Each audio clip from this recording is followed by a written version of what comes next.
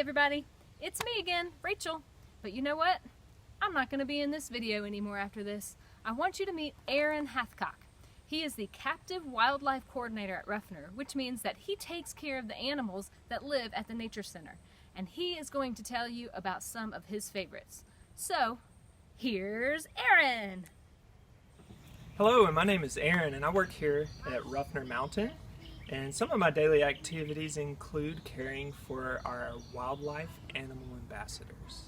Today, I'm going to teach you guys about a turtle, a bird of prey, and a snake. Here, I have a eastern box turtle. Her name is Harriet, and she has a few special features that allow her to live a life on land. Does anyone know what you would call a creature that lives on land? Would it be terrestrial or aquatic? We can see that terrestrial means, and then you can look here and see that aquatic means. Like I was saying, this turtle lives on land. So between those two, which do you think it is? If you said terrestrial, you are correct. So something that's really cool about the box turtle, because they live on land, they can't just swim away really quickly like the aquatic turtles can. So they can actually close their shell. They can close their shells because they're hinged. Anyone that's ever shut a door, raise your hand. Okay, I see you've raised your hand, you've raised your hand. A lot of hands there. We've all shut a door. A door has a thing called hinges, and the door is able to move on those hinges, and the door is able to close because of those hinges. So this turtle, the box turtle, is able to close its shell because of this hinge. Aquatic turtles, none of them are hinged. While they can stick their arms and their head all in their shell and they can get up in there, they also can just swim away really quickly. The box turtle can't. If you guys are ever out on a hike and it starts to rain, keep an eye out and you might see one of these. I'm going to tell you guys a little bit about aquatic turtles. Remember, we said this is a terrestrial turtle? Aquatic turtles live in water. Unlike this turtle, aquatic turtles have the ability to breathe through their butts. But wait, let's be scientific. It's not actually called their butt. It's called a cloaca. And the process is called cloacal respiration. Aquatic turtles can submerge themselves in water, go deep down. Through that process, cloacal respiration, they are able to breathe. So they can stay underwater for 4, 5, 6 hours, depending on the turtle. And there are some turtles up north where it gets really cold, where the lakes and ponds will freeze over. Those turtles can stay underwater for 4 to 5 and even 6 months. Wow! Alright, so now I've told you guys a little bit about aquatic turtles. Let's talk about littering. Have you guys ever used a single-use or a one-use plastic? Like got a water bottle, drank it, threw it out? I have. I'm guilty. I think we all have. You guys should try to limit your use of these plastics, because if they aren't recycled, and sometimes even when they are, they still make it into our waterways and become these things called microplastics. Micro, like a microscope. Can't see it with just the eye, but it's still there. And turtles will swallow that while they're in the water when they're trying to eat, and sometimes it can even kill turtles. You guys know why we don't want turtles to die? Turtles make up one of the largest portions of biomass out of any vertebrate in the world. If you look right here, we'll define what biomass is. And if you look right here, we'll define what a vertebrate is. So guys, turtles are becoming extinct at an alarming rate. And with over 200 different types of species, they play an incredibly important role in our ecosystem. But imagine a life without the turtle. It wouldn't be good. So last, guys, we're going to get a quick little anatomy lesson. So we've already talked about the cloaca and cloacal respiration. I'm going to teach you about the parts of the shell. So, top part of the shell is the carapace. One way you can remember carapace is think about the shape of a car. Carapace. Car. You know, cars kind of got a dome top. And then the bottom is called the plasteron, which actually literally means shield.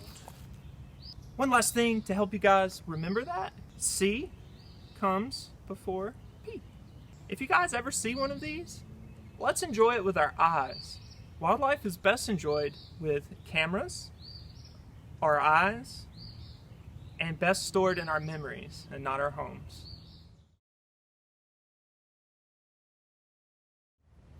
Alright guys, so we've talked about turtles. If you were listening, I said we were also going to talk about snakes and birds of prey. I guess it's pretty obvious to you all that this isn't a bird. It doesn't have wings, it doesn't have feathers. Here I have Ruffy. He is a king snake. You can find these king snakes here at Ruffner Mountain, even in your backyard. And they have a super special ability that we as humans don't have yet. Maybe someday we can make a medicine that can make it to where we can, but we don't have it right now. What is this guy talking about? This special medicine. I don't know if you guys know, but if a venomous snake were to bite you or me, it would make us really sick and we would have to go to a doctor. And they would give us special medicine that would make us better. Anyone want to guess what would happen if a rattlesnake or a copperhead or a cottonmouth bit a king snake? Yeah, you over there. Ha, you're correct. They can be bitten by venomous snakes and nothing will happen at all. They won't have to go see a doctor. They won't get sick. That is so cool. Kind of why they call it the king snake, you know? It doesn't have a crown, but it is the king. So in the wild, the king snake will eat lizards, other snakes, and even venomous snakes. Some people call this snake a good snake, and then they call venomous snakes bad snakes. Do you guys think that's okay? I don't. You know why?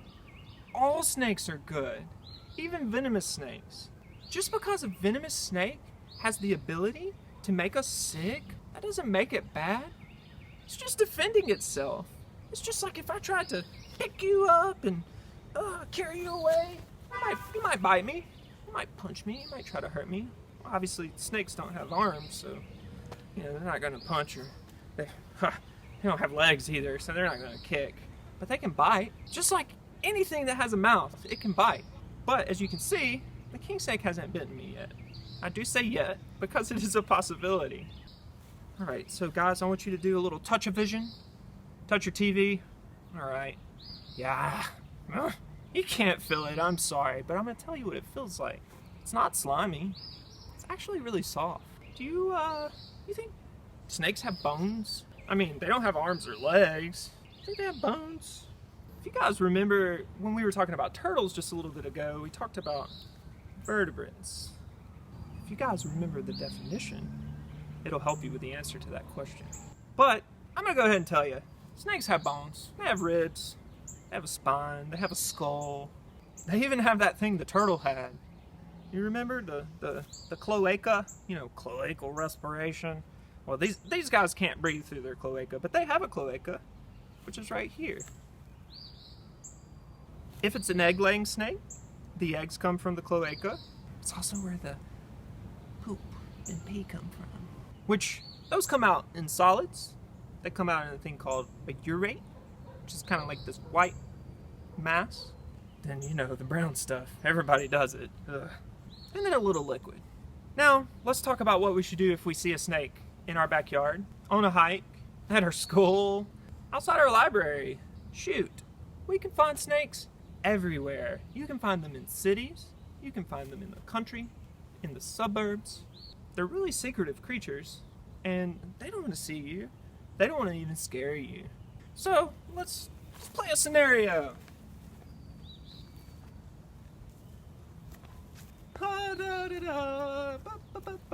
Just hiking. Such a good day. Whew, it's hot. Oh, goodness. Ah! Whoa! Oh, no. What do I do? Well, it kind of looks like that snake I saw in that video once. Never pick up a snake that you see in the wild.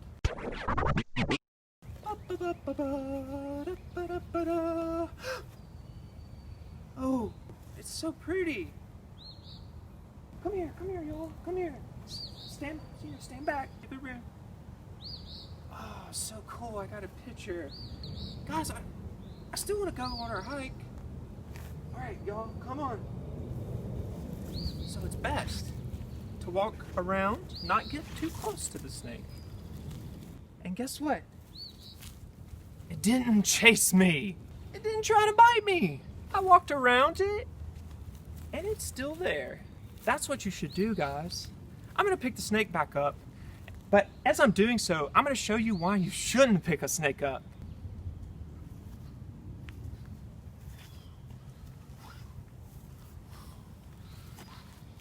Yeah, I know, silly guy, big theatrics. Woo! One of the reasons why we don't pick up snakes, first of all, is because even though venomous snakes aren't bad, they can hurt us. And if they bite us, we're gonna get sick. I don't know if you guys noticed, but I flew in there and I picked that snake up. What do you guys think might fly from above and grab from above? Yeah, a hawk or an owl or any bird of prey, really.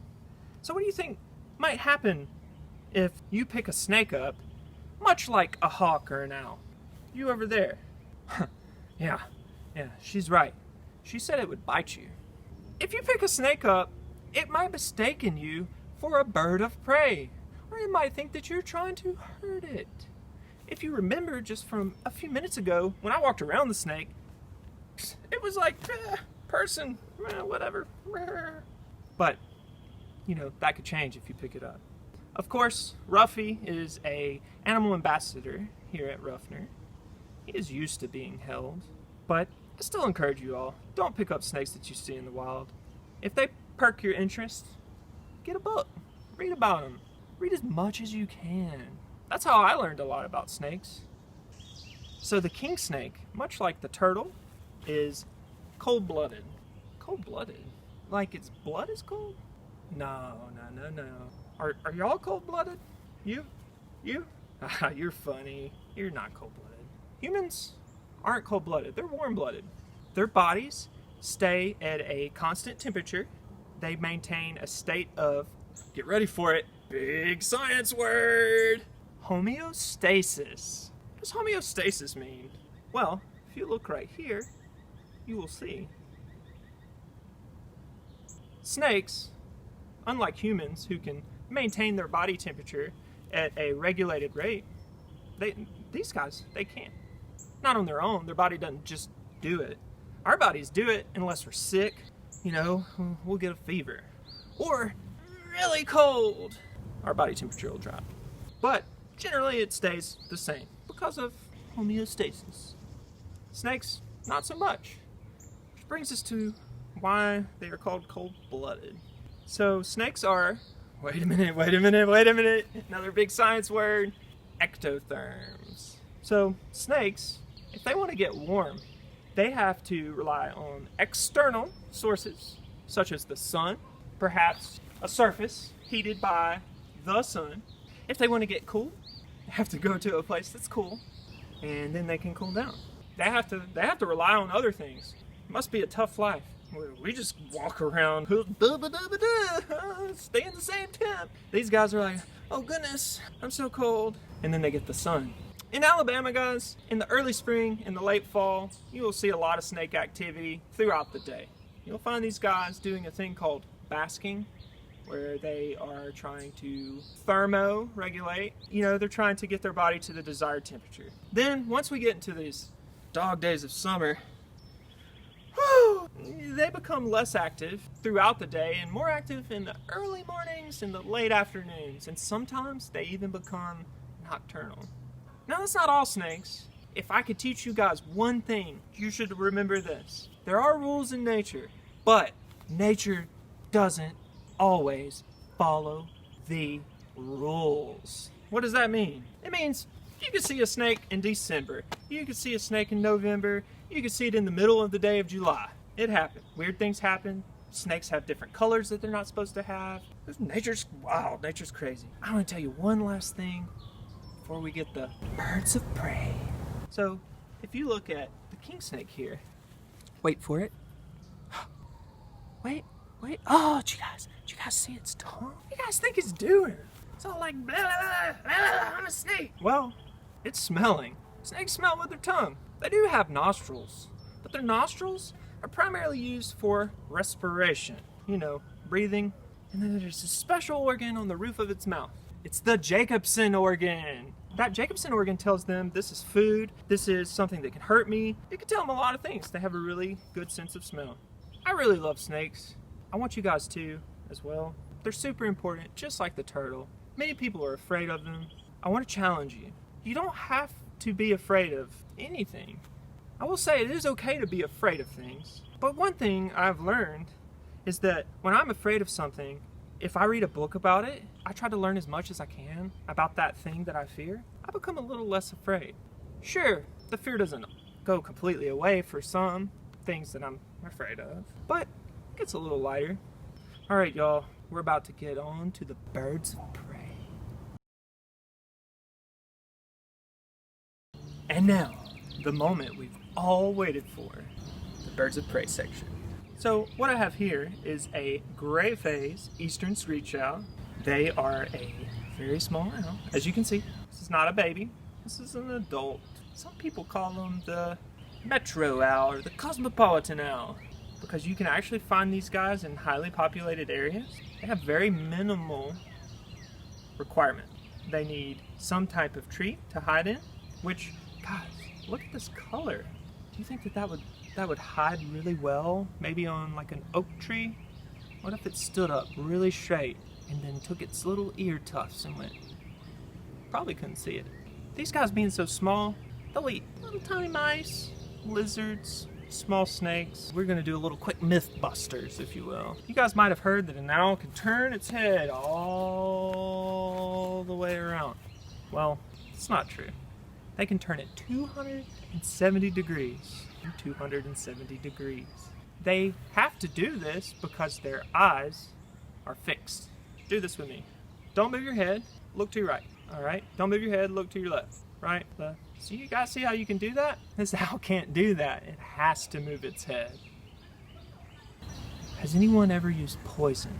Had a rat problem at your house and you don't want them anymore, so you poison them. Not only is that sad for the mouse, because it takes a long time for the mouse after it eats it to die, it can be bad for the owl. How could that be bad for this owl? There's a thing called secondary poisoning. Secondary poisoning is when a rat or a mouse consumes poison and then a secondary creature, such as the owl, eats the mouse. And then it becomes poisoned as well. So I would like to encourage you guys not to use rat poison or mouse poison. Allow the owls to do the job. One last thing, you guys ever thrown an apple out the window of your car, maybe a banana peel? You're like, it's no big deal, it'll break down, it's organic matter. Just like we were talking about earlier with the plastic bottles, guys. It's never good to litter anything. So why would it not be good to throw out an apple core or a banana peel?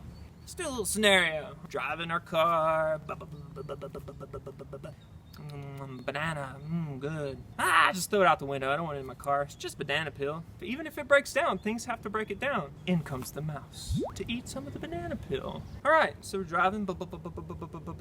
Oh goodness, we see an owl.